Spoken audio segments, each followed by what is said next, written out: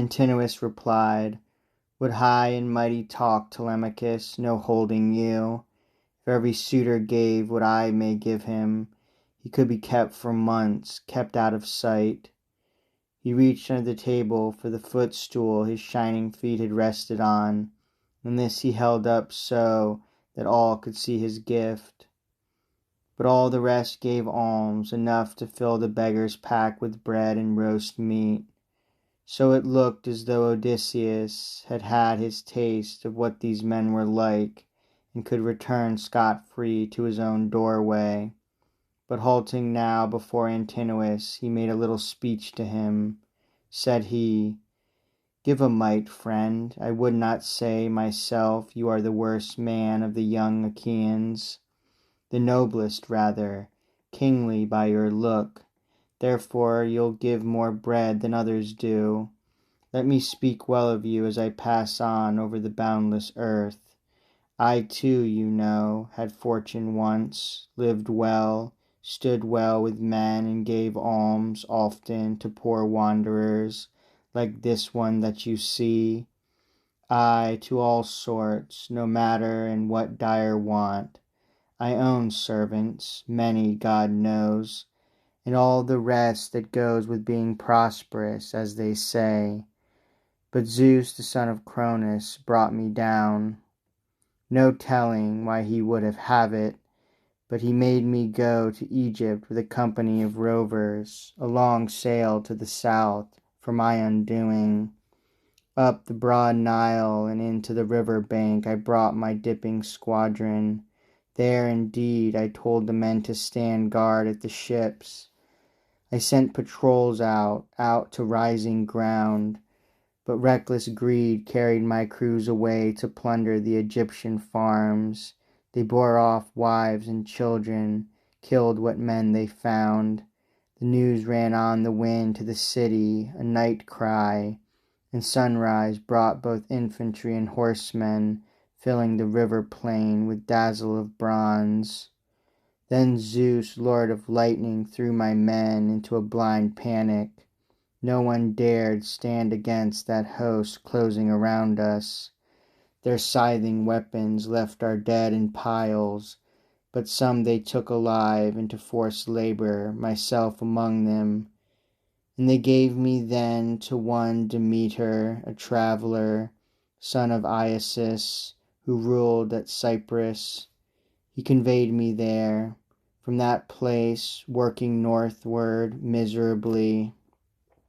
But here Antinous broke in, shouting, "God, what evil wind blew in this pest? Get over, stand in the passage, nudge my table, will you? Egyptian whips are sweet to what you'll come to hear, you nosing rat, making your pitch to everyone. These men have bread to throw away on you because it is not theirs. Who cares? Who spares another's food when he has more than plenty?" With guile Odysseus drew away, then said, "A pity that you have more looks than heart. You'd grudge a pinch of salt from your own larder to your own handyman. You sit here, fat on others' meat, and cannot bring yourself to rummage out a crust of bread for me." Then anger made Antinous' heart beat hard, and glowering under his brows he answered, "Now you think you'll shuffle off and get away after that impudence. Oh no, you don't." The stool he let fly hit the man's right shoulder on the packed muscle under the shoulder blade, like solid rock, for all the effect one saw. Odysseus only shook his head, containing thoughts of bloody work, as he walked on, then sat, and dropped his loaded bag again upon the door-sill. Facing the whole crowd, he said, and eyed them all, "One word only, my lords and suitors of the famous queen. One thing I have to say.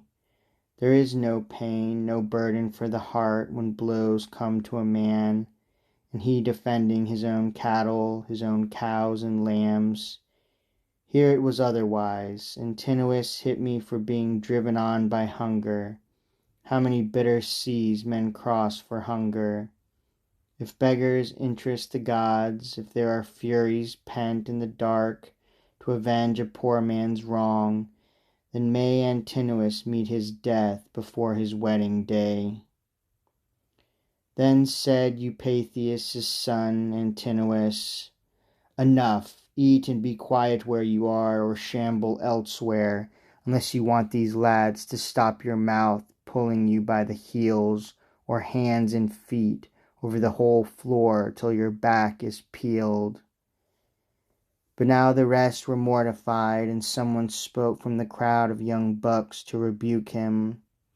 A poor show that, hitting this famished tramp, bad business, if he happened to be a god. You know they go in foreign guise, the gods do, looking like strangers, turning up in towns and settlements to keep an eye on manners, good or bad.